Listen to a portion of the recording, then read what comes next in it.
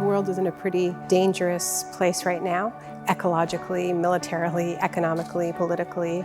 We are off script and we don't know what to expect, which is a moment when societies are pretty vulnerable.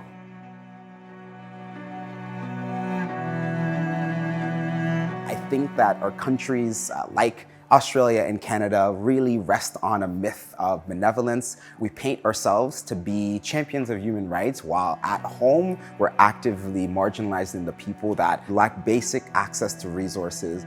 What we've got is an environment in which we're almost licensing racist comments, intolerance, a lack of humanity.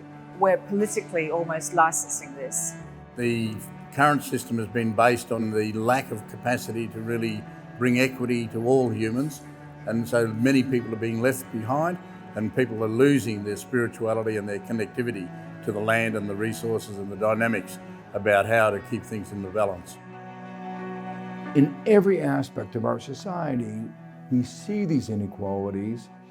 We see how much we need to do in order to create even a basic modicum of social justice. And it means rewriting the rules of the market economy. It's not enough to just have an absence of war. We need equality. We need everybody's voices to be heard. Extraordinary leaders have powerful solutions to the world's greatest problems. The Sydney Peace Foundation amplifies the voices of peacemakers who work tirelessly for peace with justice. Peace with justice means really at least a trinity of ideas about universal human rights, about the language and practice of non-violence, and about the vision of a common humanity. You mix those ingredients together and you finish up with peace with justice.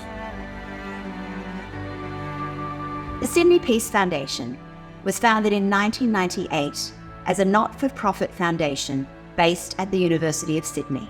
For over 2 decades, the Sydney Peace Foundation has been supported by the City of Sydney, and we are very proud to have Lord Mayor Clover Moore as our patron. The whole movement of the Peace Prize has been really important, and the prize has brought out sometimes quite controversial but really significant figures who've played a role in working for peace. And the city community supported that. I'm proud of that.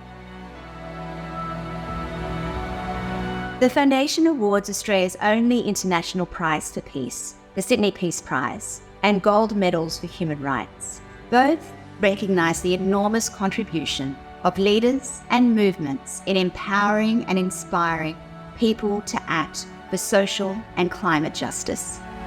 We need to now be the generation that makes the movement, makes the change within our world. Together we can push forward an idea. We can make our voices heard and make those in power change their ways to peace and justice. It's good to live in harmony so we can feel like a whole big family even though we're from different backgrounds. And that's what makes our world better and more colourful, more bright and more peaceful.